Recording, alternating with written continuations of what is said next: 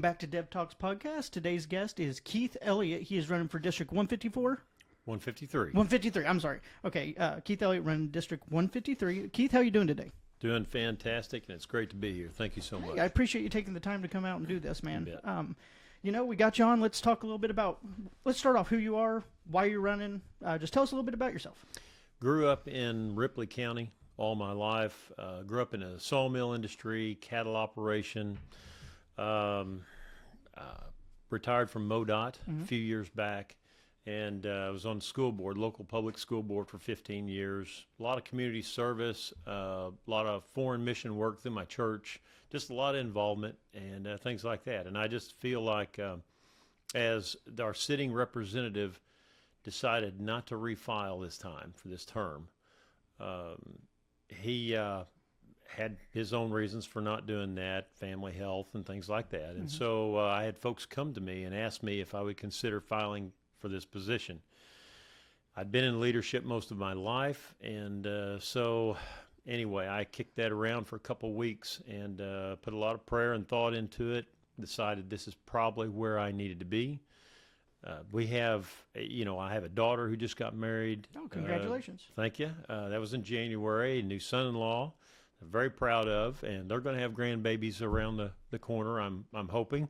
But for the opportunities for them and what we see in our culture today and what looks like is coming down the line, we no longer have the luxury to sit back and relax and enjoy retirement and just go do our things day to day. We have a lot of great men and women who went before us, who gave their lives for our freedom, who gave their lives for us to have the opportunities that we have today.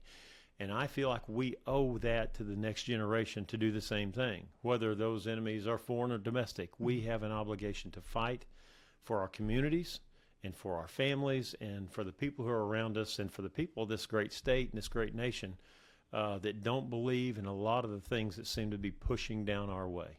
I agree. And, if you look at where today's political climate is, not even political, just societal climate, it's almost like it's an ideological war that's been waged. You're either far left. I mean, there is no moderate middle ground anymore, it doesn't seem. These far lefts, you got the college indoctrination system that has been going strong and just pushing these woke agendas into the college kids. And when they get out, they become leaders of the business communities, of the tech industry, and they just push this thing down people's throats now. I mean, right. I canceled my Disney Plus subscription for the simple fact that it was pushing the LGBTQ. And I don't have a problem with people who they love, but at the same time, my daughter, who is 5 years old, does not need to be seen in a cartoon. That's right. It's easy to do a cartoon that's just fun and have, just a fun cartoon with no agenda pushed on it. But it seems like nowadays everything is agenda driven, and they're doing it for a reason, because like we were talking about, it's a war being waged on the minds of the young ones, because when they grow up and become voters, that's how that's going to be the norm to them. Correct. And I think conservatives have been very quiet these past few years, and it's time to re-energize the base and to actually realize that we're going to have to fight for our morals and what we think is right. And if we don't, we're going to lose. That's correct. That's correct. And we have a loud minority, and that's what it's always been. I feel like they scream the loudest, they yell the loudest, they have these wild, off the left the reservation kind of agendas. And they want to push those things down our throat. That's just how I feel. And I don't feel like, as conservatives, we don't go out with our agendas and say, okay, you either believe like we do or you're wrong. Exactly. Or you are just crazy because you believe that a family unit should be a husband and a wife and children. So we don't do that. But at the same time, you're exactly right. We have been, I feel like, passive as conservatives, as Christians. We've been passive. We want to get along with folks. We don't want to cause trouble. We don't want to be that loud person in the crowd. It's an embarrassment. It is. I mean, it's literally, we see those folks, we say, my gosh, we don't want to be that guy. We want our children to behave. We want them to be obedient. We want them to respect their elders and respect others. And so these things go against all the dynamics of the way we were raised, the way I was raised for sure. And just to be respectful. And so, they've tried to just force their way into us through the school systems, through federal government, through whatever it is, or through television and liberal media, and through TV shows, through all these things that just go on. Big corporations have jumped on the bandwagon because of pressure or because that's what they have driving their agendas. Okay. So, I just think it's time for us to step up into the fight and be willing to be vocal and be out front and speak up for our conservative values that I feel like rural Missouri is made of. That's what we were built from, and that's who we are today. That's our traditions, our values, and our culture. And I feel like the woke agenda is trying to overwhelm us and make us feel like we're not big enough to stand up and stand against them and fight back. I agree. And one thing that they always try to pull is anytime you disagree with something, it's automatically you're racist. You're homophobic. That's right. You're this or you're that. And they think it's this key winning argument that an ace. You throw the ace down, you win. And I think a lot of people have started to see what it is. Kind of switching gears here, I was wanting to talk to you a little bit about this immigration crisis going on in the United States right now. Okay. I don't know if you know or not, but it's getting pretty bad. Yeah. Yes, it is. What's your opinion as a state rep? What do you think about this? Well, obviously, there's not a whole lot we can do on a federal level as a state representative. However, we can, as a state, send all the help that we can send to them at that border and to the southern border and help those states that's fighting this fight. And I think we have an obligation to get in this fight with them. The next thing would be, as far as those they're looking for places for these illegal immigrants to land and for somebody's tax dollars for them to start sucking up and using. And I think to go back a little bit, we have an immigration system that has worked incredibly well for so many years. I mean, we're all immigrants. That's where we all come from. If we come from somewhere else. And so, my hat's off to the system and the great nation we are today. I lend to the diversity of so many nations sending folks here, and that's who we are. However, this is a slap in the face. This is an atrocity to all those folks that have went through the program, who have went through and followed the laws and worked so long to become a citizen of this great nation, the greatest nation in the world. I'm personally affected. I have a sister-in-law who's from the Philippines who has her citizenship. I have one of my best friends has a young woman he married from Germany. And after so many years, she got her citizenship here. And they're proud of that. They're proud to be here. Yeah, because it's hard work to get it. It sure is. It's not been an easy task for them, and they worked long and hard for it. And this is a slap in the face to every one of those folks who've worked hard to want to be a part of America and done it the right way. And so I have no interest whatsoever. It ain't like we're seeing down the border some single mother with 3 adolescent children, and they're coming across and they're emaciated because they're so hungry and life is tough. We're seeing all these military age folks coming from all over the world, from Asian countries, they're coming from everywhere, and we know that. And they're doing this in front of our face. They do not care. And then they're wanting to bring them in, shove them on us, and let our tax dollars pay them, give them better benefits than what they give to our veterans, to our folks here who are struggling. Yeah. And it just boils my blood. I'm sick of it, and I don't want to see one illegal immigrant sitting in Missouri soaking up our tax dollars at any point in time, let alone in our whole nation. No. They need to go home. Yes, they need to go home. And if they want to come in, do it the correct way, like everyone before them. Absolutely. And that's the thing. That's the whole argument. And people tend to forget this, that it's not that we do not want more people here. Of course we do. But do it the correct way, because like you said, it's a slap in the face to everyone who did have to go through the process. That's correct. And there's a process for a reason. Every other country in the world does the same thing. We are no different. And let's talk about the sucking up of tax money and stuff. Whenever that goes to these illegal immigrants, that is taking away from a single mother who can't feed her kids. That's taking away from someone who does have bad health or has stage 4 cancer who can't get the medical that they need. That's correct. And it's disincentivizing for regular hardworking people to continue doing their job. That's exactly right. Yeah. We have so many folks who have needs here. We have our own, young mothers who are struggling through, or we have our own widows and our own orphans and our own folks who need help. And again, this whole thing, and it has nothing to do with helping folks from another country. No. I mean, this is all about this liberal agenda and these Democrats trying to gather up votes any way they can, or to sway the electoral college numbers, whatever it is. This is all about politics. Yes. Has nothing to do with helping anyone. Yep.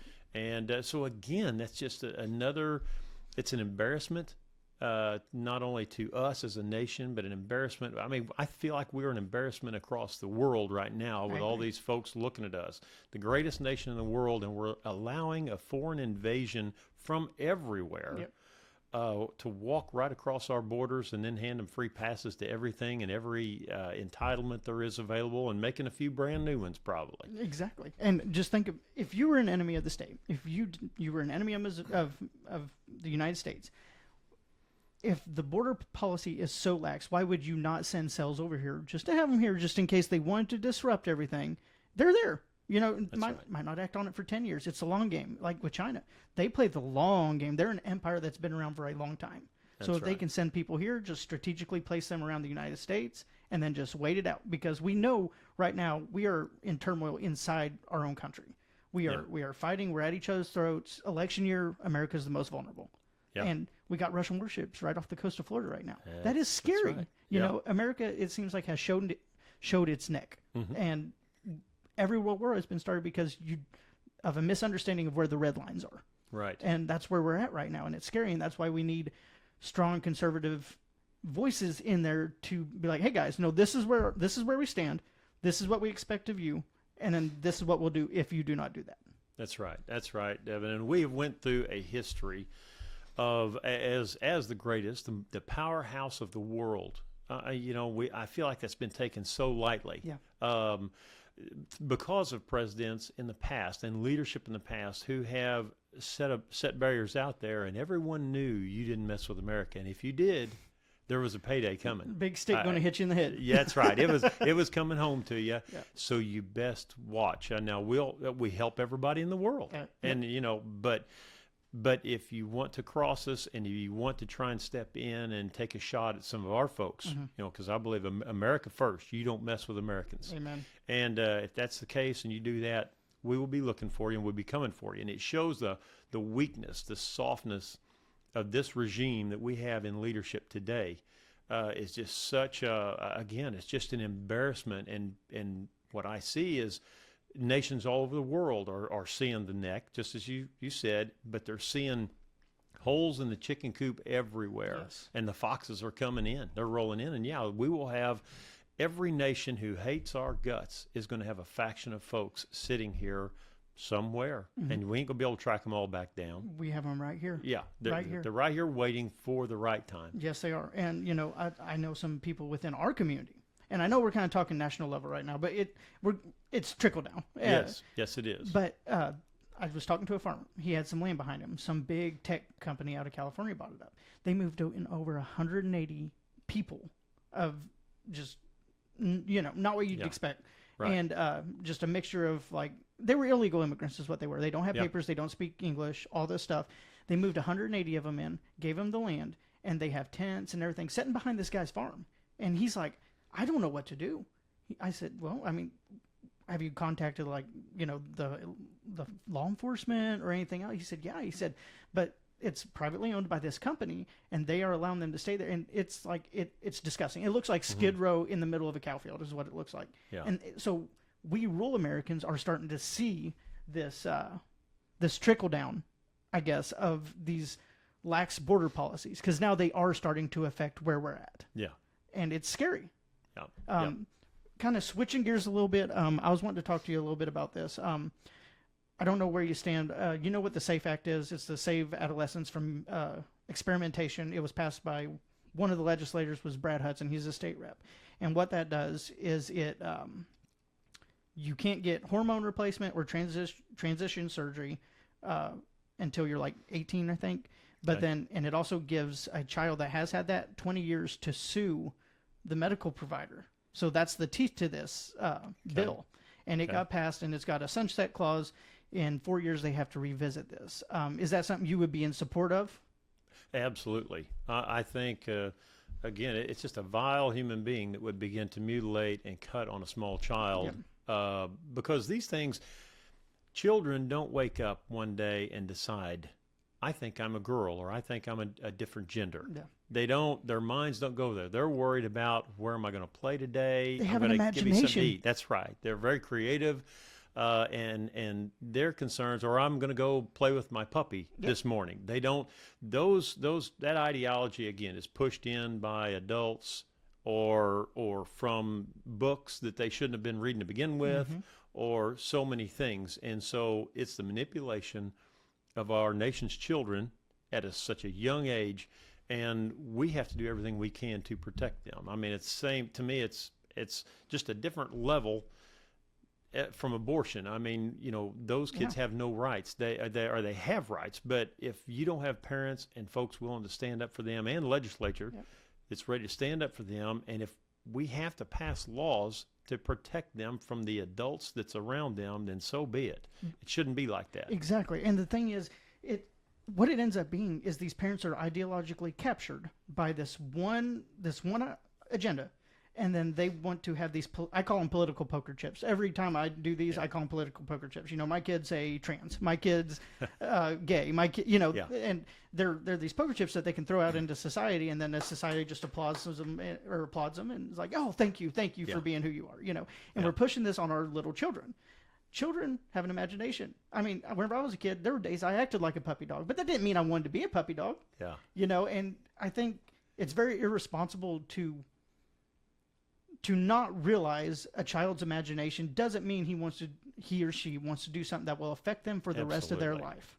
Absolutely. I don't know. It's just, the bad thing is it's becoming a norm. Okay. So like all these cartoons are already out there. These books are already out there. They're already growing up in this society that these are normal things that they are seeing. And what is that doing to their mentality already? And that's why we need strong conservative voices in there to just pull back the reins and say, whoa, wait a minute. Let's wait until these kids are grown adults. If they're grown adults, they pay for it themselves. Do what you want.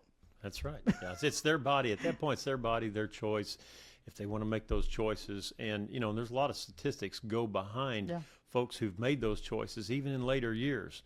And just the depression or the suicide or everything that goes along with those decisions. So I can't imagine what a young child would be like when they got through their formative years and then got to, college or even out in life, 25, 30 years old, and then they got to start dealing with these consequences of what has happened back here and my family and the family I might have had or whatever that looks like. And it changes them on a biological level.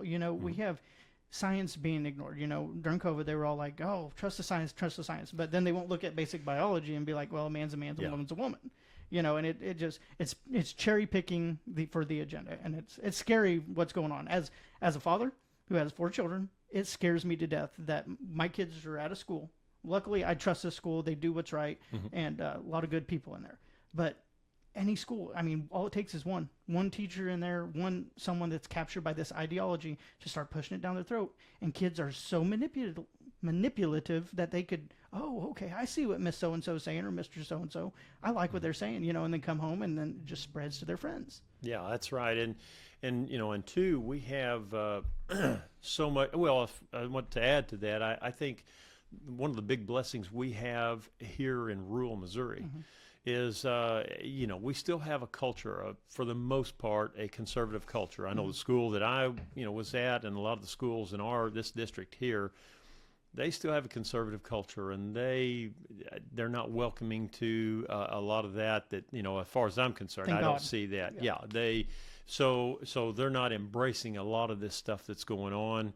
But there's so much of this woke culture stuff, whether it's changing genders or whether it's trying to put these kids all in the same locker room, girls and boys on the same teams, and just because some young man says, well, hey, I think I'm a woman today, so now I get to play on the girls' basketball team or the girls, whatever, and compete. I mean, it's just, and this is being pushed by a lot of dark money outside, this state, probably some inside this state, but a lot of it's outside the state. And I feel like they're targeting a lot of our rural states. And I think that's where we really have to start drawing some lines with conservative legislators going to the Capitol to be willing to stay, because it ain't gonna be popular with a lot of folks. You're gonna take some hits. Yep. It's, I think the pressure will be put on you. the pressure will be put on. A lot of lobbyist money's waiting out there to push these agendas. And we need folks who have high integrity and just a high level of stamina and realize life is short. I believe we'll answer for everything we do and every dollar we take and every decision we make or vote we make. Yep.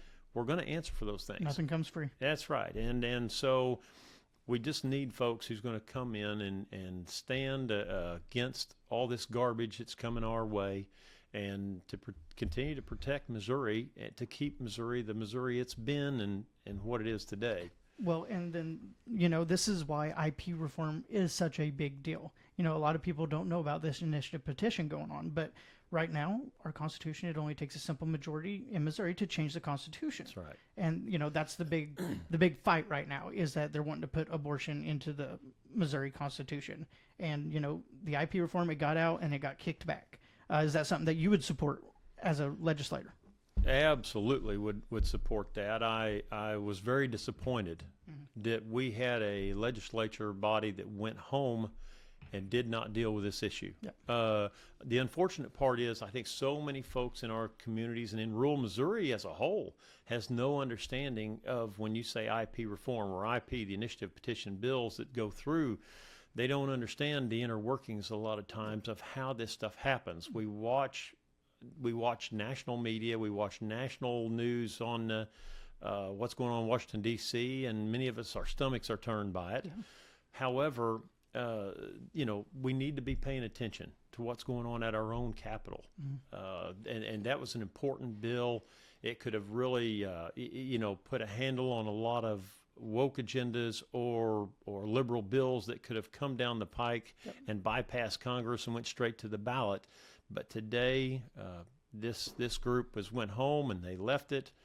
And, it should have been dealt with in session. It should have. And that comes, a lot of this comes from, I was talking to someone running for Senate District 33, Brad Hudson, about this. And he said it comes from a lot of watered down conservative legislation. You get these the campaign conservatives, and then they're all about it. But once they get in there, they let the pressure get to them. They let all the money get to them. And then whenever like IP reform, we had the votes. And then it took a few that their arms got twisted and they kicked it back out. Yep. And it takes a strong moral person to be able to stand up to this and say, look them in the eye and just say, no, this is what I'm here for. My constituents want this, and this is what we're going to do. That's right. I think one of the biggest problems with legislators today is I think they forget who works for who. As I sit here today and having this discussion, the folks out here don't work for me. I mean, they're paying my salary. I work for them, my constituents, the constituents across the District of 153, these rural communities and rural counties have so many needs, some of the most impoverished in the nation, not just the state of Missouri, but in the nation. And we have a lot of needs. We have a lot of lack of opportunity. Our kids are leaving to go somewhere else to get good jobs because there's just not many here. To open their own business or go into, capitalist opportunities, they're getting punished for it in every way, through taxes, through insurance, through so many things. Now, so, you're fighting with entitlements to hire somebody to come work for you. I mean, the government, you can't outpay the government. And so we're fighting these battles every day. And so if you want to be in business, and there's a day when we all dreamed of having our own business, or most of us did, and doing our own thing. And that was a great opportunity. You had a better chance of making money. It was going to take more time. It was going to take more effort. It was going to take more risk. All these things that you invest, but you got a return typically on your investment. As a cattleman, as a, whatever, small business owner, I've seen all these things and I've had to deal with them. But the things that are coming against us now are just so heavy, and it's like a punishment for anybody who wants to own your own business. And so I think, we just got to bring some things home to our communities, our counties, and realize that we work as a representative that I plan to be, and at the end of this election. But I will be working for these counties. I'll be working for these folks. If they call me, I'll be available. If they need something, I'm going to do everything I can in my power to get it for them if it's a legitimate need. And for our counties as a whole, I want to see betterment. Yeah. I want to see things happening for our counties. Because you care. Because I care. That's the only reason I have to be here. I mean, I'm blessed with a good life, and I could go home and I could take it easy and have a good life. I really could. But I don't think that's what God calls us to do or to be, is to go home and just sit and have a good life. Yep. I think we're called to do more. And right now, our communities, our districts, our state needs more. Our nation needs folks to step up and be more than just exist because we have everything we need, so it ain't affecting me. So I just won't bother. I don't want to be out and about and loud. I think we've got to speak up, and we got to get in the fight. Yep, we got to raise our voice. We got to make it heard. Absolutely. Yeah, that's the only way. It's the only way. Sure. We were talking a little bit that you're a cattle farmer, right? Correct. We were talking before this episode a little bit about the sneaky ways that people do with cattle and stuff. I want to let you elaborate on this. So tell us a little bit about this cattle concern. Okay, my one of the biggest cattle concerns I have, been in the cattle operation all my life. I can't ever remember not having cattle. My daughter and I run that same cattle operation today. But one of the things that I feel like has just been kind of a tool of the government to keep us at bay, where nobody makes too much money or profits too much. Keeps a boot on your neck. Keeps a boot on our neck, that's right. But they will bring in beef from outside countries. You've got Argentina beef, you've got Australian beef, Mexican beef, and at any given time they can import a bunch of that beef. And as long as it comes in carcasses, they kill it there, bring in the carcasses, and then cut them up here, they're tagging that beef and stamp it as American beef. So when you go to the grocery store, you see American beef. And so you buy that. That is and for a those snaky folks, thing. That's absolutely. You want to be patriotic. You want to buy American. I mean, most of us do. And I think most Americans want America first. I agree. There's this very small faction of folks who don't want that, and I don't understand why. But cutting their own throat. But the rest of us want America first. So we want to buy American. And so folks think they're doing something great and helping out the cattlemen, when the reality is you might possibly be buying American beef, but there's a good possibility you're not. And so so you flood that market at any time. You can flood the market and bring cattle prices plummeting again. Yeah. Just to make sure to keep the cattlemen in check. All right, we don't want you making no money, so we're going to bring all this over here. Yeah, that's right. And it's and I'm sure they're doing a lot of this in other areas, other arenas of business to do the same thing to other small business owners everywhere. They have ways of keeping us all kind of in check, and they would love us all to be dependent on them and have this socialist system where we all just look to the government as our mommy and hand us what we get for the day, and that's what they want, and we're just not settling for that. We're not willing to. We just have too much grit and tenacity, and so we will continue to fight back. But we raise some of the best beef in the world right here in the state of Missouri, one of the biggest beef producers in the nation. And so, I'd love to see folks doing the farm to market stuff and getting their beef right here from Missouri. Missourians buying beef from Missourians. And I would love to see more of that going on, even in feedlots, maybe up in the northern end of Missouri, and get our own plants to process that beef and sell it out to Missouri. And whatever we have left, sell it to somebody else. But I'd love to see some independence with Missourians working with Missourians. Yes. That's what I'd like to see. Well, like we were talking about, you have these 8 or 9 huge conglomerations, and that's the ones who bring in this beef and flood the market because they can kind of control the market because of how much stock they have. That's right. So, I mean, if they feel like, prices are getting a little high, we can't compete with the smaller guys, so let's flood the market and keep them down. It's a never-ending process. And it brings into big money being involved with our economy. Sure. And, the unfortunate part of that, Devin, is we have, of course, everything. Inflation has affected everything. Yes. And so even cattle are selling higher than I've ever seen them sell before. So we're marketing our yearlings and getting the most money, now the most dollars. Now you got to take into consideration our dollar ain't worth much anymore, but we're getting the most dollars for it we've ever had.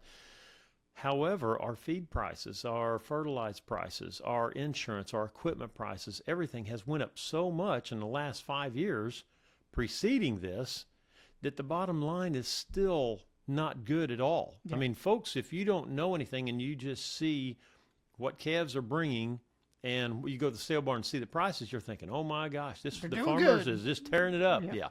But that is not the case. You're still seeing lots of cattle operations going under, selling out. They've just had it. They're done. And I don't blame them. Well, like fertilizer prices they're outrageous. They're outrageous. Hay, it takes a lot of money to raise cattle. Yeah, and that's not counting any of the time. So you're investing all this extra money. It costs so much to own the ground. You can't go out and buy ground and start a cattle operation for a young man. Yeah, it's done. So you have all this investment that's laying out there, but again, at the end of the day, you're not counting your time you put into it. If you divided all the time put in versus what you bring in, I bet it would be astonishing how little. Oh yeah, probably a quarter an hour. I mean, it's just so little because it does take time. You have to love this way of life to do it. I've always said that for a long time. You have to love this way of life to do it because it takes so much from you. It takes so much investment. However, it's an incredibly great way to raise your children. A lifestyle where everybody's working, family unit works together. You're eating the produce of what you raised and what you've done. There's just a blessing about that. There's just a wholesome way of life that comes, and that's rural Missouri to me. That's what it stands for, and that's who we are. And it's weird how hard work breeds conservative value. It does. It does. You understand where it comes from. There's no dollar trees, no money trees hanging around where you just go pluck it off. And you see the difference if folks are raised in a dynamic where even the kids are getting up early and they're working and they're going out, they have a different set of values. They understand what it takes to make it work and make life work. But you just take a child and you let him do nothing every day, all day, and play video games on his couch for, till he's 18, 20. And then all of a sudden they expect him to go to college or go work and get a job, and they can't figure out why he's not getting up and getting after things. When he's 30, he's still on my couch playing video games. So, it's just kind of like it's time to wake up and realize where the breakdown of the family, the breakdown of so many values that we've had has cost us. It just has cost us. Yes, it has. And, that one thing I like to bring up is, they're all about alleviating student loans, right? What about small business loans? What about cattlemen? What about the loans that we have? We're the hard workers. We put it in, I'm sorry, but if an 18-year-old goes off and goes to college for 8 years, gets a liberal arts degree with hardly any job opportunities out there, whose fault is that? That's exactly right. And do you, I had this conversation with a lady just the other day. Well, what about the folks who don't want to go to college? Where's the fair treatment in that? What if someone decides to go to college for 6 years and never completes a degree, but they still have $200,000 worth of debt? Do we go ahead and pay theirs too? I mean, where does it stop? I mean, if you're not going to be fair across the board, then you don't need to implement those kind of programs. But personally, I just think, I didn't go to college. And part of that was I would have had to pay for that myself. I would have had to figure it out. There was nobody there to say, hey, you just rack up the bills and we'll take care of it for you. I personally wanted to go to work. I like capitalism, and I wanted to get out there and work and earn by the abilities I had and start my life. My hat's off to those folks who go and get a college degree. It is. I mean, and again, it goes back retroactive, kind of like the illegal aliens or the immigrants, with the immigration policies we had. What about all the folks who have went and got medical degrees and worked so hard and had a job with that? Or the mom who got her teaching degree and it took her 2 years longer because she was already married and had 2 kids, but she pushed through it anyway. Are we going to go back and pay for her? Pay for her college tuitions that she had back in the day? No, it don't capture the votes. No, it don't capture no votes. That's exactly right. So, if everybody would look at this for what it is, and I think most of us do, that's all it is. Again, it's just political. It's just about votes. This whole sham of all this mess is just about votes, whether it's immigration, these illegal immigrants, whether it's paying tuition, whether it's arresting Trump for one more Oh my gosh. goofball charge, whatever it is, this is all political. Yeah. And when we will look at it for what it is, we'll realize the dire consequences or the dire situation that we are sitting in today, that we better step up. Yeah. It could be us tomorrow. Yeah, it could. And you brought it up, 34 counts. Are you kidding me? Yeah. What should have been misdemeanor charges has always been. Yeah. It's just political assassination. That's right. That's all it is, and that's what they run on. It's gotten so dirty, and it just That's right. it blows my mind. But Hunter gets a little taste of that medicine, hasn't he? Well, it sounds like maybe a little, yeah. Well, we'll see. His sentence will probably get commuted and pardoned. Yeah. But Yeah. man, okay, this has been a great conversation. Thank you for taking the time to come. Before we leave, tell everyone where to find you, how to follow you, and what you're doing next. We have a we have a at Elliott from Missouri at gmail.com. You can email us. We're on Facebook. Just love to come visit. Anything you could help us with to help us with in the campaign. I mean, we're confident. How do you get donations? Is there like a link or? There is a link. There's Okay. a link at the Facebook site. There's a link at the internet, the website that we have. And so it will be in the description of this video. So if anyone feels compelled to donate, just click on that link and it'll bring you right to it. yes, we appreciate that very much. And hey, we look forward to serving the District 153 in the state of Missouri. This is a great opportunity, and these are some great folks. I couldn't be any more proud than to be living in the state and the district that I am. That's where I want to raise my kids, where I want to raise I see my grandkids raised. So, just God bless Missouri. Well, thank you for taking the time and coming in and speaking to the people, man. It's been a pleasure having you. Thank you for having me, Devin. It's been great. All right, guys, this was the episode. Tune in next week. We're going to have Bill Agel on tomorrow, and it'll be up Monday. Peace. Well, how'd that go? Oh, shoot. No, you're fine. Did I do